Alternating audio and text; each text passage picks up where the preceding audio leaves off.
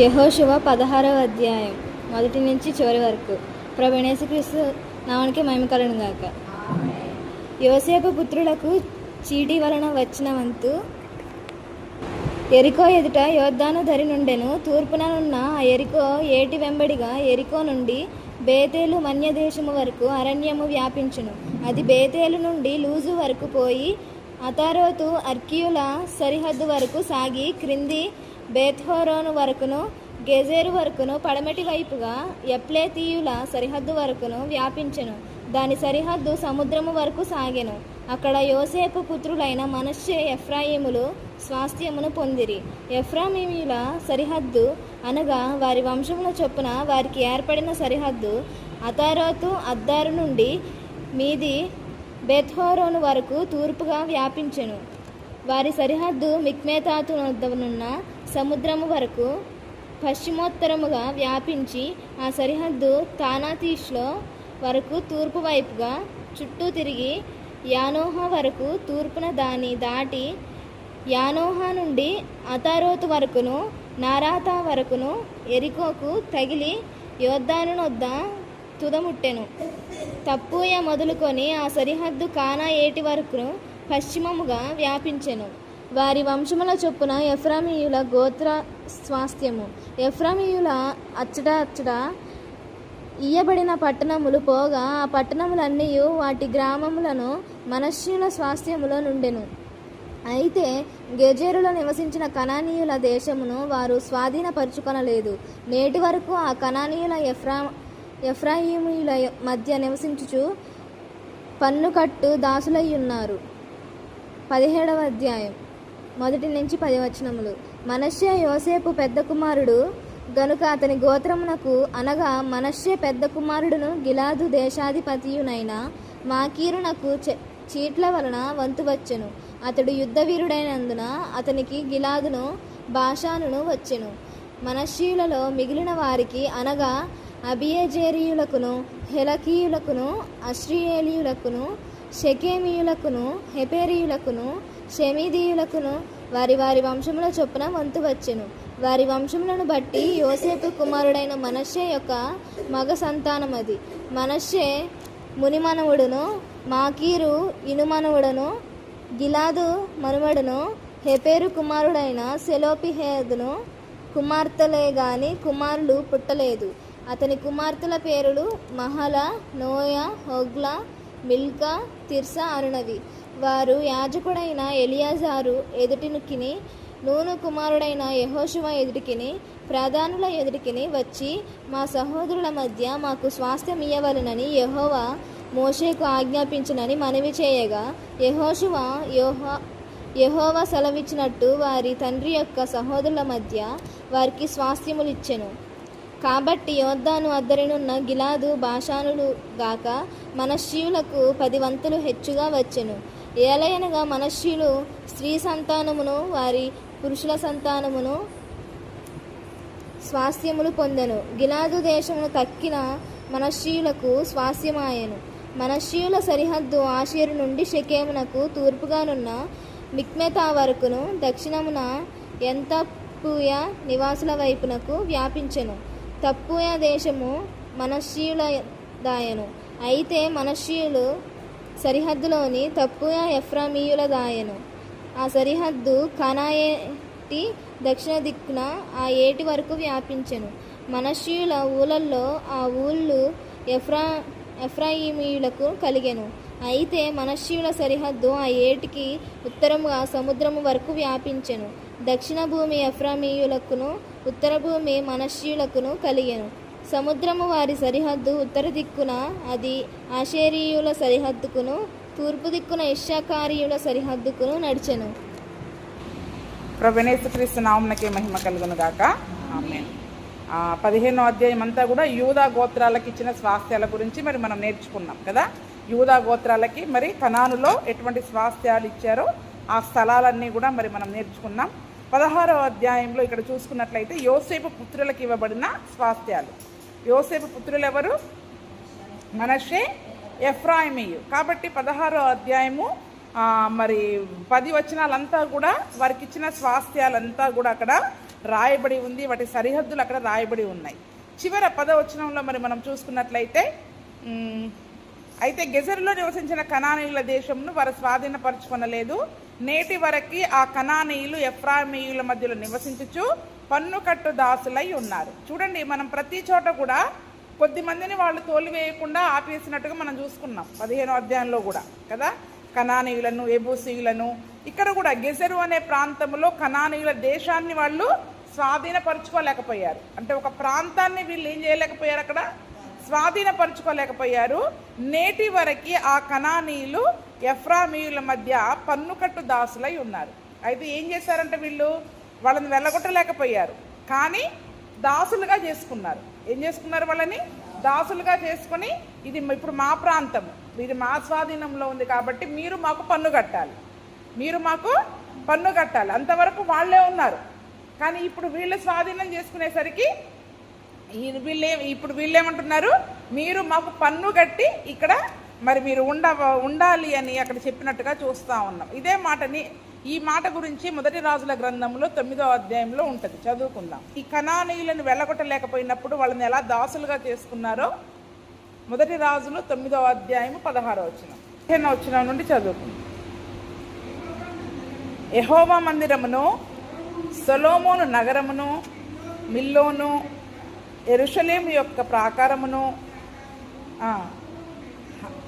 హసోరు, Megiddo, Gezer అను పట్టణములను కట్టించుటకు సొలొమోను వెట్టి వారిని పెట్టెను. ఐగుప్తు రాజైన ఫరో గెజెరు మీదికి వచ్చి దాన్ని పట్టుకొని అగ్ని చేత కాల్చి ఆ పట్టణమందున్న కనానీయులను హతము చేసి దానిని తన కుమార్తె అయిన సొలొమోను భార్యకు కట్నముగా ఇచ్చెను. సొలొమోను గెజెరును కట్టించెను. మరియు దిగువను బేత్ హోరోనును, బయతాతును, అరణ్యంలో ఉన్న తద్మోరును, సొలొమోను భోజన పదార్థములకు ఏర్పాటైన పట్టణములను, రథములకు ఏర్పాటైన పట్టణములను, రౌతులకు ఏర్పాటైన పట్టణములను సొలొమోను యెరూషలేమునందు, లెబానోనందు తాను ఏలిన దేశం అంతటి యందు ఏదేది కట్టుటకు కోరెనో అదిను కట్టెను. అయితే ఇజ్రాయేలీలు కాని అమోరీలు, హిత్తీలు, పెరిజీలు, హివ్వీలు, ఎబూసీలు అనువారిలో శేషించిన వారుండిరి. ఇజ్రాయేలీలు వారిని నిర్మూలం చేయలేకపోగా వారి దేశమందు శేషించి ఉన్న వారి పిల్లలను సొలొమోను దాసత్వము చేయ నియమింపగా నేటి వరకు అలాగు జరుగుతున్నది. అయితే ఇజ్రాయేలులో ఎవరినైనాను సొలొమోను దాసునిగా చేయలేదు. వారు రాణువ వారుగా, తనకు సేవకులుగా, అధిపతులుగా, సైన్యాధిపతులుగా, అతని రథాధిపతులుగా, రౌతులుగా ఉండిరి. ఇక్కడ మనం చూసుకుంటాం అదే సంగతిని. ఏ పట్టణాన్ని వాళ్ళు స్వాధీనం చేసుకోలేకపోయారు? గెజెరు. 16వ అధ్యాయంలో ఏ పట్టణాన్ని వాళ్ళు స్వాధీనం చేయలేకపోయారు? గెజెరు అనే పట్టణాన్ని వాళ్ళు స్వాధీనం చేయలేకపోయారు. అయితే చూడండి, ఇక్కడ ఆ గెజెరు అనే పట్టణాన్ని ఎవరు జయించారంట? ఐగుప్తు రాజైన ఫరో దాన్ని జయించి అగ్ని చేత కాల్చి దాన్ని తన కుమార్తెకి కట్నంగా ఇచ్చేశాడు. తన కుమార్తెకి, ఎందుకంటే సొలొమోన్ రాజు గారు ఫరో కుమార్తెని పెళ్లి చేసుకున్నట్టుగా మనం చూసాం. వింటున్నారా? ఇటు సొలొమోన్ రాజు గారు ఫరో కుమార్తెని పెళ్లి చేసుకున్నారు కదండి. ఇప్పుడు పెళ్లి చేసుకున్నందుకు దానిని ఏ ప్రాంతాన్ని అయితే ఇజ్రాయేలు జయించలేకపోయారో ఆ ప్రాంతాన్ని ఫరో రాజు గారు జయించి దాన్ని అగ్ని చేత కాల్చివేసి కట్నంగా సొలొమోనికి ఇచ్చేశాడు. అంటే మన పద్ధతులన్నీ కూడా వాళ్ళకి తెలుసు. వాళ్ళే ఆ యొక్క ప్రాంతాలను వీళ్ళు జయించలేకపోతున్నారు, తరమలేకపోతున్నారు అని. కాబట్టే మరి ఆ కుమార్తెకి కట్నంగా ఇచ్చేసినప్పుడు ఇప్పుడు సొలొమోన్ ఏం చేస్తున్నాడు? తిరిగి ఆ ప్రాంతాలను కట్టించడం మొదలుపెట్టాడు. అందుకని ఆ ప్రాంతాలను సంపూర్ణంగా నాశనం చేసేసి మళ్ళీ ఏం చేస్తున్నాడు? అక్కడ క్రొత్తగా గెజెరును, బెత్హెరోనును ఇంకా అనేకమైన ప్రాంతాలను కట్టడానికి మరి అక్కడ కట్టించడం మొదలుపెట్టాడు. అయితే 20వ వచనంలో చూస్తే ఇజ్రాయేలీలు కాని అమోరీలు, హిత్తీలు, పెరిజీలు, హివ్వీలు, ఎబూసీలు ఎవరెవరైతే శేషం మిగిలిపోయారో, మనకు లెక్కలు రాక శేషం మొదలుపెట్టేస్తుంటాం కదా కొన్నిసార్లు, అలాగా అంటే తరమలేక కొంతమందిని ఎవరైతే ఆ రోజు వాళ్ళు విడిచిపెట్టేశారో వాళ్ళందరినీ సొలొమోన్ రాజు గారు ఏం చేశారంట? ఈ శేషించిన వారిని, వారి పిల్లలను ఈ పట్టణాలు కట్టేటప్పుడు దాస్యత్వంలో దాసులనుగా ఉంచేశారు. అంటే ఇజ్రాయేలీలు ఐగుప్తులో ఉన్నప్పుడు ఏ వెట్టి పనులైతే చేయడానికి ఇజ్రాయేలీలు వాడబడ్డారో, ఇప్పుడు తరమలేకపోయిన వారిని, చంపలేకపోయిన వారిని, నిర్మూలం చేయలేకపోయినా వారిని, వారి పిల్లలందరినీ కూడా సొలొమోను ఏం చేశాడంట? వారిని వెట్టి పనులు చేసే వారినిగా, దాసులనిగా ఉంచారు. అయితే ఇజ్రాయేలు ప్రజలలో ఏ ఒక్కరిని కూడా దాసులుగా ఆయన ఉంచలేదు. ఎందుకంటే దేవుడు ఏర్పాటు చేసుకున్న ప్రజలు, దేవుని చేత ప్రత్యేకించబడ్డ జనాంగం. అందుకని ఆ యొక్క రాజభవనంలో తన కొరకు రాణువ వారిగా పనివాళ్ళనిగా ఉంచుకున్నాడంట. కానీ ఏ గెజరుని, కనానీయులను, ఏ జాతుల వారిని తరమలేకపోయారో వారిని సొలొమోను ఏం చేశాడంటే చెప్పండి, దాసులనుగా, దాసీలనుగా అక్కడ ఉంచినట్టుగా మరి మనం చూస్తూ ఉన్నాం. అందుకనే కొన్నిసార్లు మనలో ఉన్న పాత స్వభావాన్ని, పాపపు స్వభావాన్ని ఇప్పుడు మనం జయించాల్సిన కణాన్ని ఏమనుకున్నాం మనం? మన శరీరము, లోకము, అపవాది. కాబట్టి ఇప్పుడు మన మొట్టమొదటిగా పాత స్వభావాన్ని జయించాలంటే శరీరము. ఇప్పుడు ఒకవేళ దాన్ని మనం జయించలేకపోయినా వాటిని ఏ రకంగా ఉంచాలి చెప్పండి? ఇప్పుడు మనం శరీరంకు రుణస్థులమా, వాళ్ళు మనకు రుణస్థులా? మనలో ఉన్న పాత స్వభావం మనకు రుణపడి ఉండాలా, మనము దానికి రుణపడి ఉండాలా? అందుకనే గలతీలకు రాసిన పత్రికలో ఏమంటాడు? ఈ స్వాతంత్రం దేవుడు మనకి ఇచ్చాడు, మన పాపము నుండి దేవుడు మనల్ని విడిపించాడు. ఇప్పుడు మీరు శరీరానికి రుణస్థులు కారు. దేనికి రుణస్థులు గారు? మరి శరీరం చెప్పిన మాట వింటాంగా. ఈ శరీరంలో నుండే నా కోపం మురికొచ్చేది, పరిగెత్తుకుంటూ వచ్చేది ఎవరు చెప్పండి? కోపము, మాటలు, ద్వేషము, ఉండకూడని అన్నీ ఎక్కడి నుంచి వస్తున్నాయి చెప్పండి? ఇప్పుడు శరీరం నుండే వస్తాయి, పంపించడం దాని స్వభావం. కానీ ఇప్పుడు దాని మాట వినాలనా, దాన్ని బానిసగా చూడాలనా? ఇప్పుడు ఎవరి మీద ఆధారపడి ఉంది చెప్పండి? అది మన మీద ఆధారపడి ఉంది. పరిగెత్తుకుంటూ వచ్చేస్తుంది మాట ఇక్కడ దాకా. దాన్ని తిప్పి వెనక్కి పంపాలనా, లేకపోతే బయటికి అనాలనా? ఇప్పుడు ఎవరి ఆధీనంలో ఉండాలి? అందుకనే మన శరీరాన్ని, మన మాటలని, మన క్రియలని అన్నిటినీ మన ఆధీనంలో పెట్టుకోవాలి. దానిని, మన శరీరాన్ని మన పని కొరకు ఉపయోగించుకోవాలి. దేవుని పని కొరకు, దాన్ని వెట్టి చాకరీ చేయించడం కొరకు ఉపయోగించుకోవాలి. మన అవసరం కొరకు, చాకరీ చేయించుకోవడం కొరకు మన శరీరాన్ని ఉపయోగించుకోవాలి తప్ప ఆ శరీరం రేపుతున్నా కొద్దీ కోపాన్ని, బాధని, అసూయను, దుఃఖాన్ని, ఎందుకంటే శరీర స్వభావం రేగడం. ఏం చెప్పండి? రేపుతా ఉంటుంది. అందుకే నా ప్రాణమా, నాలో నువ్వు ఎందుకు తొందరపడుతున్నావు, ఏం చేస్తావు, తొందర పెడతా ఉంటుంది. అదేంటి అంత మాట అన్నారు, అదేంటి అలా చేశారు, అదేంటి ఇలా చేశారు. మన శరీరాన్ని, మన ప్రాణం ఏం చేస్తూ ఉంటుంది చెప్పండి? తొందర పెట్టే కొద్దీ మనం చేయకూడని కార్యాలు, దేవుడు వద్దనే చేస్తూ ఉంటాం. అందుకనే ఇప్పుడు దాని చేత వెట్టి పని చేయించుకోవాల్సిన బాధ్యత మనందరిది. శరీరం ఇప్పుడు మనకి బానిస. ఏం చెప్పండి? ఇప్పుడు శరీరం ఇప్పుడు మనకి, మనం చెప్పిన మాట శరీరం వినాలా, అది చెప్పిన మాట మనం వినాలా? ఎన్నిసార్లు సేవకులు గద్దిస్తే ఇప్పుడు శరీరమే ఆధిక్యత చూపిస్తుంది. అదేంటి అంత మాట అన్నారు అని శరీరం మనల్ని రేపినా కొద్దీ మన హృదయంలో ఏం కలుగుతూ ఉంటుంది చెప్పండి? అప్పటి వరకు దాని మాట వింటే ఏడవలసిందే. మనం కూడా దాని మాట విన్న కొద్దీ అది దాని పని అంతసేపు ఏడిపియడమే. వాళ్ళు అలాగన్నారు, వీళ్ళు ఇలాగన్నారు, అది అని మనల్ని ఏడిపించే పనే చేస్తుంది, ఆత్మీయతలో ఎదగనివ్వదు. అందుకే దాన్ని జయించాలి. ఆ దినమున జయించలేకపోయిన వారిని వెట్టి పనులుగా చేయించడానికి సొలొమోను రాజు గారు ఆ తర్వాత పెట్టేసేసుకున్నారు. ఈరోజు మనము మరి దేవుడు మన పాపము నుండి, పాప స్వభావం నుండి దేవుడు మనల్ని విడిపించాడు, విమోచించాడు. తన విలువైన రక్తము చేత విమోచించాడు. ఆ విలువైన రక్తానికి మనం విలువ ఇవ్వాలి అంటే ఇప్పుడు ఎవరి మాట వినాలి? యేసయ్య మాట వినాలి, వాక్యం మాట మనం వినాలి, సేవకుల మాట వినాలి. శరీరం మాట వినడానికి వీలు లేదు. రోమపత్రికలో ఉంటుంది అనుకుంటా.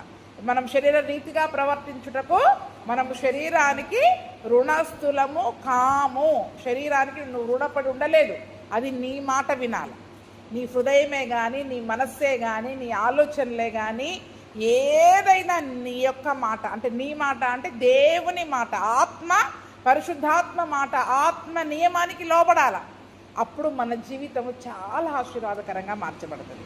అప్పుడు మన జీవితము చాలా ఆశీర్వాదకరంగా మారుతుంది. చూడండి, అక్కడ ఉన్న వ్యక్తి వాళ్ళందరూ కూడా ఎన్ని రకాలుగా సొలొమోను కొరకు పట్టణాలు కట్టడానికి ఉపయోగపడ్డారు. చూడండి, ప్రాకారము లేక పాడైపోయిన పురం ఎంతో మనస్సును అణుచుకోలేని వాడు కూడా అంతేనంట. ఏం చెప్పండి ఇప్పుడు? ప్రాకారము లేక పాడైన పురము ఎలాగుంటుంది చూడండి, ఎవరు పడితే వాళ్ళు దాడి చేసేస్తారు. అలాగే ఇప్పుడు మన మనస్సును కూడా మనం నియంత్రించుకోలేకపోతే, మన స్వాధీనంలో ఉంచుకోలేకపోతే ఈరోజు మన జీవితము కూడా ఏవి పడితే అవి, ఏ ఆలోచనలు పడితే ఆలోచనలు, ఏ తలంపులు పడితే ఆ తలంపులు, లోకానుసారమైనవి, శరీరానుసారమైనవి, ఆ అపవాది ప్రేరేపణలు అన్నీ మనల్ని తీసుకొచ్చి ఏం చేస్తాయి చెప్పండి? మన మీదికి దాడి చేసేసి ఆత్మీయతలో ఎదగకుండా, ఎంతసేపు ఆత్మ విషయమైన దీనత్వాన్ని కలిగి ఉండకుండా, ఈ ఏ విషయంలో అయితే మనం దుఃఖపడకూడదో వాటిని మనల్లో రేపి రేపి రేపి దేవునికి మనల్ని దూరం చేసేవిగా ఉంటాయి. అందుకని చూడండి, ఆ దినమున వాళ్ళు జయించలేకపోయారు, కానీ పన్ను కట్టు దాసులుగా ఉన్నారు. ఏం చేయాలి చెప్పండి? ప్రతి నెల పన్ను కట్టించుకోవాలి దాంతో. అంటే ఎటువంటి దాస్యత్వంలో వాళ్ళని ఉంచేశారు. ఈరోజు మన శరీరము దేవుడు మనకిచ్చింది ఈ లోకములో దేవుని నామానికి మహిమకరంగా జీవించడం. అందుకని ఈ దేహము దేవుని వలన అనుగ్రహించబడింది. మనకి ఎవరి వలన అనుగ్రహించబడింది? ఇది దేవుడు ఇస్తేనే మనకు అనుగ్రహించింది. దేవుని మాట వినాలా, దేహం మాట వినాలా? ఇప్పుడు చెప్పండి. ఇప్పుడు కానీ ఎవరి మాట వింటున్నాం మనం? దేహం మాట వింటున్నాం, ఈ శరీరం మాట వింటున్నాం. ఇచ్చిందే దేవుడు, ఇచ్చిన దేవుని పక్కన పెట్టేశాం. ఒక దేహాన్ని దేవుడు మనకి చక్కగా అమర్చి ఆయన నామము కొరకు మహిమకరముగా ఆయన సువార్తను ప్రకటించడానికి, ఆ ఎన్నో ఉద్దేశాలను మన పట్ల నెరవేర్చడానికి దేవుడు మనకి దేహాన్ని, మరి చక్కటి ఒక దేహాన్ని దేవుడు మనకి ఇచ్చాడు. కాబట్టి ఈ దేహము ద్వారా దేవుని మరి మనం మహిమపరచాలి. దేహాన్ని దేవునికి మహిమకరముగా మనం వాడాలే కానీ దాని మాట విని దేవుని నామానికి అవమానకరం తెచ్చేదిగా మరి మనం ఉండడానికి వీలు లేదు. కాబట్టి ఆ దినమున మరి ఏ రకంగా అయితే వాళ్ళని దాసులనిగా ఉంచేశారో ఈరోజు మనము కూడా మన శరీర సంబంధమైనవి అవి ప్రేరేపించినప్పుడు, అవి మనలో నుంచి రేగినప్పుడు అసలు అది వినాలనా, ముందు దాని మాట వినాలనా వద్దా డిసైడ్ చేయాల్సింది ఎవరు చెప్పండి? మనలో ఉన్న పరిశుద్ధాత్ముడు. ఎవరు డిసైడ్ చేయాలి? పరిశుద్ధాత్మకు అవకాశం ఇవ్వాలి. కోపం వచ్చిందని అనేయడం, నాకు కోపం వచ్చింది కాబట్టి ఆగలేకపోయా, కొట్టబుద్ధి అయింది కొట్టేసా, తిట్టబుద్ధి అయింది తిట్టేసి, అన్నీ చేయాల్సినవి అన్నీ చేసేసి ఆ తర్వాత తీరిగ్గా దేవుని దగ్గరకు వచ్చి అలా చేయకుండా ఉంటే బాగుండేది అనుకుంటాం మనం. కానీ ముందు మనలో అటువంటి ఆలోచన కానీ ఒక తలంపు కానీ ఏదైనా రేగినప్పుడు ముందు మనం ఎవరి దగ్గరికి రావాలి చెప్పండి?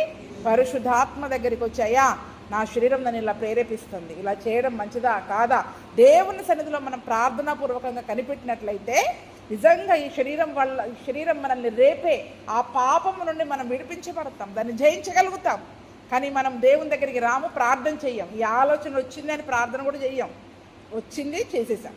ఏం చెప్పండి? ఇప్పుడు కోపం వచ్చింది, కోపం చూపించేసాం, మాట నోటిదాకా వచ్చేసింది అనేసాం. కానీ అనే ముందు మనం నోటిని కళ్ళెం పెట్టుకొని ఏసే దగ్గర, అయ్యా మరి ఇటువంటి నాలో ప్రేరేపణలు వస్తున్నాయి, ఇలా అనాలని, ఇలా చేయాలని, నేను చేయవచ్చా చేయకూడదా అని దేవుని నిజంగా మరి మనము అడిగి ఆత్మ నియమానికి లోబడితే ఈ దౌర్భాగ్యకరమైన మరణము నుండి మనం, ఈ శరీరం నుండి మనం విడిపించబడతాం. దానిపైన మరి మనము జయం పొందుకుంటామని మరి రోమాపత్రిక 8వ అధ్యాయంలో మరి మనం చదువుకున్నాం. ఆ 17వ అధ్యాయం నుంచి కూడా మనం చూసుకున్నట్లయితే ఇక్కడ మనష్షే యోసేపు యొక్క పెద్ద కుమారుడు కనుక అతని గోత్రానికి ఏమొచ్చింది చెప్పండి? అక్కడ చీట్ల వలన వచ్చిన వంతు. గిలాదు దేశాధిపతి అయిన మాకీరునకు చీట్ల వలన వంతు వచ్చింది. ఇప్పుడు యోసేపు యొక్క పెద్ద కుమారుడు ఎవరు? మనష్షే. మనష్షే యొక్క మనవడు ఎవరు చెప్పండి? మాకీరు. ఇతడు యుద్ధ వీరుడు అంట. ఎటువంటి వీరుడు? యుద్ధ వీరుడైనందున అతనికి గిలాదును బాషానును అదనంగా వచ్చింది. అంటే చీట్ల వలన వచ్చిన వంతు కాకుండా ఇంకా ఏమొచ్చింది? వాళ్ళు ఆ దినమున యుద్ధాలు చేసి తమ స్వాధీనపరుచుకున్న కొలది వాళ్ళు పొందుకున్నారు. గిలాదును బాషాను ఎక్కడుంది? యోర్దాన్ అవతల కదా. ఆ బాషానును గిలాదును వాళ్ళు ఏం చేశారు? ఈ యొక్క యుద్ధ వీరులుగా ఉండి యుద్ధం చేసి దాన్ని స్వాధీనం చేసుకున్నారు. అయితే మనష్షేయులలో మిగిలిన వారు ఎవరు దాన్ని స్వాధీనం చేసుకుందంటే గిలాదు కదా. సంఖ్యాకాండం 26లో మనం చదువుకున్నాం, గుర్తుందా మీకు? మనం చదివిపించాను కదా. సంఖ్యాకాండం 32:40లో ఉంటుంది చూడండి. మోషే మనష్షే కుమారుడైన మాకీరునకు గిలాదునిచ్చెను, అతడు అక్కడ నివసించను. 39లో మనష్షే కుమారులైన మాకీరీయులు గిలాదు మీదకు పోయి దాన్ని పట్టుకొని దానిలో ఉన్న అమోరీయులను, ఇప్పుడు ఇక్కడ మాకీరీయులు దేన్ని జయించారు చెప్పండి? గిలాదును జయించారు. కాబట్టి మాకీరుకి గిలాదు వచ్చింది. ఏం చెప్పండి ఇప్పుడు? అందుకే గిలాదు దేశాధిపతి అని మొదటి వచనంలో రాయబడింది. గిలాదుకి ఇప్పుడు అధిపతి ఎవరు, దేశాధిపతి ఎవరు? మాకీరు. ఎందుకంటే మాకీరు వెళ్ళి దాన్ని జయించుకున్నాడు, తన పేరు యొక్క తన కుటుంబంలో యొక్క పేర్లు అక్కడ పెట్టేసేసుకున్నాడు. కాబట్టి ఇప్పుడు ఈ యొక్క మాకీర్ అనే వ్యక్తి ఏం చేశాడంటే గిలాదుని భాషని జయించాడు. మరి మిగిలిన వాళ్ళు ఉన్నారు కదా, మిగిలిన వారు ఎవరెవరు ఉన్నారంటే అక్కడ మనష్షేయులలో మిగిలిన వాళ్ళు అబియజరీలు, హెలకీయులు, అస్రియేలీలు, షెకెమీయులు, హెపరీలు, షెమీదీయులు. ఎన్ని జాతుల వాళ్ళు ఉన్నారు చూడండి అక్కడ. ఇంకా మనష్షే యొక్క సంతానంలో 6 జాతుల వాళ్ళు ఉన్నారు. ఇప్పుడు వీరికి కూడా వారి వారి వంశముల చొప్పున వంతు వచ్చేసింది. కాబట్టి మనష్షే యొక్క మగ సంతానంలో వీళ్ళందరికీ కూడా వచ్చేసింది. సంఖ్యాకాండం 26లో ఉంటుంది చూడండి. ఈ యొక్క మనష్షే యొక్క కుమారులు ఎవరెవరో అక్కడ కూడా రాయబడింది. సంఖ్యాకాండం 26, 29 నుంచి. కుమారుల్లో ఎవరున్నారంట? మాకీరీయులను ఏమంటారంట? మాకీరు వంశస్థులు. మాకీరు ఎవరిని కన్నాడు? అందుకని అక్కడ పట్టణానికి ఏమని పేరు పెట్టాడు? గిలాదు. మాకీరు దేన్ని జయించాడు? గిలాదు. అంటే దానికి పాత పేరేదో ఉంది. ఇప్పుడు ఇక్కడ మాకీరు గిలాదుని కన్నాడు కాబట్టి ఎవరి పేరు పెట్టాడు? ఆ స్థలానికి కొడుకు పేరు పెట్టుకున్నాడు. అందుకనే ఇక్కడ చూసినట్లయితే మనష్షే కుమారులలో మాకీరీయులు, మాకీరు వంశస్థులు, మాకీరు గిలాదుని కన్నాడు. ఈ గిలాదుకు సంబంధించిన వాళ్ళందరూ గిలాదీయులు, వీళ్ళు గిలాదు పుత్రులు. తర్వాత ఈజరీయులు, అక్కడ చూడండి ఎన్ని జాతుల వాళ్ళు ఉన్నారు. ఈజరీయులు, హెలకీయులు, అస్రియేలీలు, షెకెమీయులు, షెమీదాయిలు. ఎంతమంది ఉన్నారు అక్కడ? ఇంకా 5 జాతుల వాళ్ళు ఉన్నారు. ఇక్కడ కూడా ఇక్కడికి రండి ఇప్పుడు 17వ అధ్యాయంలోకి. మనష్షేయులలో మిగిలిన వారు అనగా అబియజరీయులు. అబియజరీయులు అంటే ఈ మొట్టమొదటిగా ఈజరీయులు అని అక్కడ రాయబడింది కదా, ఆ ఈజరీయులు ఈ అబియజరీయులు ఒకటే జాతి. కాబట్టి యజరీయులు, హెలకీయులు, అస్రియేలీలు, షెకెమీయులు, హెపరీలు, షెమదీయులు వాళ్ళ పేర్లు ఇక్కడ రాయబడ్డాయి. కాబట్టి ఇప్పుడు వీళ్ళందరికీ కూడా స్వాస్థ్యాలు అక్కడ వారి వంతున ఇచ్చారు. అయితే ఈ హెపెరు సంతానములో, ఏ సంతానంలో చెప్పండి? 3వ వచనంలో చూసుకున్నట్లయితే హెపెరు సంతానములో హెపెరు కుమారుడికి ఆయన సెలోపెహాదుకి కుమార్తెలే గాని కుమారులు పుట్టలేదు. ఈ హెపెరు వంశీయులలో ఈ సెలోపెహాదు అనే వ్యక్తికి మాత్రము అందరూ కూతుర్లే పుట్టారు. ఎంతమంది కూతుర్లు? 3. 5 కూతుర్లు. సెలోపెహాదు అనే వ్యక్తికి ఎంతమంది? 5 కూతుర్లు పుట్టారు, కుమారులు పుట్టలేదు. అయితే అతని కుమార్తెల పేర్లు కూడా అక్కడ రాశారు కదా, Mahlah, Noah, Hoglah, Milcah, Tirzah అనున్నవి. అయితే వీళ్ళందరూ కూడా ఏం చేశారు? ఇప్పుడు యెహోషువ దగ్గరికి మోషే ఉన్నప్పుడే మోషే దగ్గరికి వచ్చి వాళ్ళు అడిగారు. మోషే దగ్గరికి వచ్చి అడిగితే వాళ్ళు దేవుని దగ్గర మరి ప్రార్థన చేసి మరి వాళ్ళకి కూడా సమానంగా స్వాస్థ్యం ఇచ్చారు. వాళ్ళకు కూడా అక్కడ సమానంగా స్వాస్థ్యం ఇచ్చారు, పొందుకున్నట్టుగా చూశారు. అందుకనే ఏదైనా కూడా మరి దేవుని సన్నిధిలో అడిగితే అది మనం పొందుకుంటాము అనడానికి ఈ సెలోపెహాదు కుమార్తెలే అక్కడ కారణం. ఎందుకంటే తమ తండ్రి యొక్క ఇంటి పేరు అక్కడ మాసిపోకుండా ఏం చేశారు వాళ్ళు? మా యొక్క తండ్రి ఇంటి పేరు నిలబడాలా, తండ్రికి స్వాస్థ్యం రాకపోతే ఆ గ్రంథాలలో ఇంకా తండ్రి పేరు అక్కడ మాసిపోద్ది.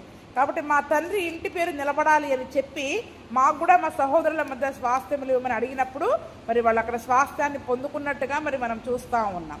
5వ వచనంలో చూసుకుంటే కాబట్టి యోర్దాను అద్దర ఉన్న గిలాదు, బాషానులు కాక మనష్షేయులకు 10 వంతులు హెచ్చుగా వచ్చెను. ఏలయనగా మనష్షేయుల స్త్రీ సంతానమును వారి పురుష సంతానమును స్వాస్థ్యాలు పొందుకున్నాయి.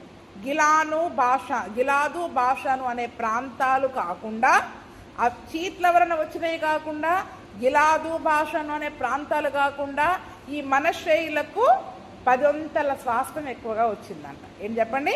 10 అంతల స్వాస్థ్యం ఎక్కువగా వచ్చింది. ఎందుకంటే ఇప్పుడు మనం చూసుకున్నాం కదా, ఇక్కడ అబియజరీయులు, హెలకీయులు, అస్రియేలీలు, షెకెమీయులు, హెపరీలు, షెమీదీయులు. ఇందులో హెపరీలను తీసేద్దాం. వీళ్ళు 5 గోత్రాల వాళ్ళు ఉన్నారు. ఈ హెపరీల సంతానంలో సెలోపెహాదు ఒకడు ఉన్నాడు. ఆ సెలోపెహాదుకి ఎంతమంది కుమార్తెలు? 5 కుమార్తెలు. అంటే ఈ 5కి 5 స్వాస్థ్యాలు, ఈ 5 కుమార్తెలకి అంటే ఈ యొక్క హెపరీల సంతానంలోనే ఎంత స్వాస్థ్యం వచ్చింది? అక్కడ 5 స్వాస్థ్యాలు. కాబట్టి మనష్షేయులకి గిలాదు, బాషాను అనే స్వాస్థ్యాలు కాకుండా ఈ 10 స్వాస్థ్యాలు కూడా 10 వంతులు వాళ్ళకి ఎక్కువగా వచ్చిందంట. అంటే చూడండి, అక్కడ వాళ్ళు జయించారు. సెలోపెహాదు కుమార్తెలు వెళ్ళి అడిగారు. అందుకే దేవుని దగ్గర వెళ్ళి మనం ప్రతిదీ అడగాల. అడిగితేనే ఏదైనా పొందుకుంటాం. ఏమో అడిగితే ఏమనుకుంటారో మనకి చాలా మొహమాటం. పనికిరాని అన్నీ అడుగుతాం, అవసరమనేవి మాత్రం అడగం. అవసరమైనవి మాత్రం మరి మనం దేవుని దగ్గర అడగం. సెలోపెహాదు కుమార్తెలు ధైర్యంగా వెళ్ళి వాళ్ళు అడిగారు, అయ్యా మరి మాకు కొడుకు లేడు, కుమారులు లేనంత మాత్రాన మరి మాకు మీరు స్వాస్థ్యం ఇవ్వకుండా ఉంటే ఎలాగా అని చెప్పినప్పుడు మరి దేవుని దగ్గర ప్రార్థన చేసినప్పుడు మరి అక్కడ చిన్న సవరణ చేసి వారికి ఇచ్చినట్టుగా మరి మనం చూస్తూ ఉన్నాం. ఎందుకంటే హెబ్రీయుల సంతానంలో పురుషులు లేరు కాబట్టి స్త్రీలకి కూడా రావడం ద్వారా 10 వంతులు హెచ్చుగా ఏ సంతానానికి వచ్చింది? మనష్షేయులకు వచ్చింది. ఏ సంతానానికి వచ్చింది చెప్పండి? మనష్షేయులకు అక్కడ వచ్చినట్టుగా మరి మనం చూస్తూ ఉన్నాం. గిలాదు దేశము తక్కిన మనష్షేయులకు స్వాస్థ్యమాయను. ఎందుకంటే గిలాదు భాషను ఎక్కడుంది చెప్పండి? యోర్దాన్ అవతలు ఉన్నాయి కాబట్టి అది మనష్షేయుల అర్ధగోత్రానికి అక్కడ వెళ్ళిపోయింది. ఇక్కడ నుండి 7వ వచనం నుండి చూస్తే అన్ని సరిహద్దులు ఉంటాయి. మనష్షేయుల యొక్క సరిహద్దు ఆషేరు నుండి ఆ షెకెము నుండి ఏ ఏటి వరకు మరి అక్కడ వ్యాపించిందో అక్కడ చూసాం. 9వ వచనంలో దక్షిణ భూమి ఎఫ్రామీయులకు, ఉత్తర భూమి మనష్షేయులకు కలిగినట్టుగా మనం చూస్తున్నాం. సముద్రము వారికి సరిహద్దుగా ఉంది. ఉత్తర దిక్కున అది ఆషేరీయులకు సరిహద్దు, తూర్పు దిక్కున ఇశ్రాకారీయుల సరిహద్దునకు నడిచెను. అంటే ఉత్తరం వైపు ఆషేరు, తూర్పు దిక్కున ఇశ్రాకారు సరిహద్దుల వరకు కూడా మరి ఈ యొక్క మనష్షే గోత్రాలకి అక్కడ ఆ సరిహద్దులు, ఎఫ్రాయిము మనష్షే 2 గోత్రాలకు అక్కడ సరిహద్దులు ఇచ్చినట్టుగా మరి మనం చూస్తూ ఉన్నాం. అంతేకాకుండా మనష్షే గోత్రానికి 10 వంతులు హెచ్చుగా స్వాస్థ్యం అక్కడ ఇవ్వబడినట్టుగా కూడా మరి మనం చూస్తూ ఉన్నాం. ఎందుకంటే మరి ఈ యొక్క మనష్షే గోత్రానికి ఇందులో షెకెమీయులను కూడా ఉన్నారు. చూసారా మనం ఆ గోత్రాల వాళ్ళల్లో షెకెమీయులను ఉన్నారా లేదా? ఇప్పుడు హెబ్రీయుల సంతానమేమో సెలోపెహాదు వాళ్ళు, అజ్రీయేలీలు, షెకెమీయులు ఉన్నారా? ఈ షెకెమీయులు ఎవరంటే షెకెము ప్రాంతంలో ఉన్నోళ్ళు. ఎవరు చెప్పండి? షెకెము అనే ప్రాంతంలో యాకోబు ఉన్నప్పుడు ఏం చేస్తాడు? అక్కడ షెకెము యొక్క అధికారి దగ్గర నుండి స్థలం కొనుక్కుంటాడా లేదా? ఆదికాండంలో షెకెము దగ్గర గుడారాలు వేసినప్పుడు ఆ షెకెము యొక్క అధిపతి దగ్గర నుండి ఏం చేస్తాడు? కొంత భూమిని కొనుక్కుంటాడు. ఆ షెకెము ప్రాంతంలో ఉన్నప్పుడే దీనాను ఆ యొక్క షెకెము యొక్క అధిపతి ఏం చేస్తాడు? ఆ కుమారుడు పాడు చేస్తాడు. అప్పుడు మరి ఆ షెకెములో ఉన్న వాళ్ళందరినీ చంపేస్తారు. కాబట్టి ఆ షెకెము యొక్క ప్రాంతం కూడా, యాకోబు కొన్న ప్రాంతం కూడా ఎవరికి వచ్చింది? ఇప్పుడు మనష్షేయులకే వచ్చింది. అందుకనే ఎందుకు 10 వంతులు వచ్చింది అంటే తను స్వాధీనం చేసుకున్న తన సొంత ప్రాంతాన్ని కూడా ఎవరికి ఇచ్చాడు? ఇప్పుడు అక్కడ మనష్షేయులకి. ఎందుకంటే మనష్షే ఎవరిప్పుడు? పెద్దోడు కదా. మనష్షే పెద్ద కుమారుడు. దీవించేటప్పుడు చిన్న కుమారుడిని పెద్దవాడుగా దీవించాడు. కానీ నిజానికి యోసేపు యొక్క పెద్ద కుమారుడు అంటే మనష్షేకి నిజానికి ఎంత రావాలి? ఇప్పుడు 2 అంతలు రావాల్సినట్టుగా 2 అంతలు అంటే తన సొంత కష్టార్జితాన్ని కూడా ఎవరికి ఇచ్చాడు? ఇప్పుడు అక్కడ షెకెమీయులకి, తన షెకెము ప్రాంతంలో ఉన్న తన వారికి ఇచ్చాడు. వారు జయించుకుంది వచ్చింది, చీట్ల వలన వచ్చింది. మరి అసలు స్వాస్థ్యమే రాదు అనుకున్న స్త్రీలకి, సెలోపెహాదు కుమార్తెలకు కూడా అక్కడ స్వాస్థ్యం వచ్చినట్టుగా మరి మనం చూస్తూ ఉన్నాం. అంటే చూడండి, దేన్నైనా కూడా స్వాధీనం చేసుకోవాలి మనం, అంతే. ఎన్నో ఆశీర్వాదాలు, దీవెనలు పరిశుద్ధ గ్రంథంలో దేవుడు మనకి ఇచ్చాడు. వాటన్నిటిని కూడా మనం ఏం చేయాలి? అడిగి స్వాధీనం చేసుకోవాలి, యుద్ధం చేసి స్వాధీనం చేసుకోవాలి. తండ్రి నుంచి వారసత్వంగా వచ్చేవి కొన్ని ఉంటాయి దీవెనలు, వారసత్వపు దీవెనలు కొన్ని ఉంటాయి. ఇంకా కొన్ని ఎలా జయించాలి? యుద్ధం చేయడం అంటే ఎలాగా? పాపాన్ని జయించి, ఎలాగా? పాపాన్ని జయించి ఆశీర్వాదాలని మనం ఏం చేయాలి? స్వాధీనం చేసుకోవాలి. పాపంని జయించకుండా స్వాధీనం చేసుకోలేము. దేవుని యొక్క దీవెనలని, ఆశీర్వాదాలని స్వాధీనం చేసుకోలేము. అందుకంటే తండ్రి దగ్గర నుంచి మనం అడిగినా అడగకపోయినా ఆయన వలన వచ్చే దీవెనలు మనకు ఉంటాయి. కానీ మనము దేవుడు మనల్ని వేటి వేటినైతే చేయమన్నాడో వాటిని చేసి ఆజ్ఞలు పాటించి మనం దీవెనలని స్వాధీనం చేసుకోవాలి. ఆ తరువాత మరి చీట్ల వలన వచ్చేది కూడా ఉంటుంది. అంటే దేవుడు ఇవ్వాలనుకున్నది కూడా మనకి ఏం చేస్తాడు చెప్పండి? ఇస్తాడు. కాబట్టి ఈరోజు మరి మనము కూడా ఆ దినమున మనష్షేయులు ఏ రీతిగా అయితే జయించారో, తండ్రి నుండి వారసత్వంగా ఆ యొక్క ఆస్తిని పొందుకున్నారో, ఏ రీతిగా అయితే జయించి పొందుకున్నారో, మరి అటువంటి కృపను ప్రభువైన యేసుక్రీస్తు మనకందరికీ దయచేయునుగాక. ఆమేన్.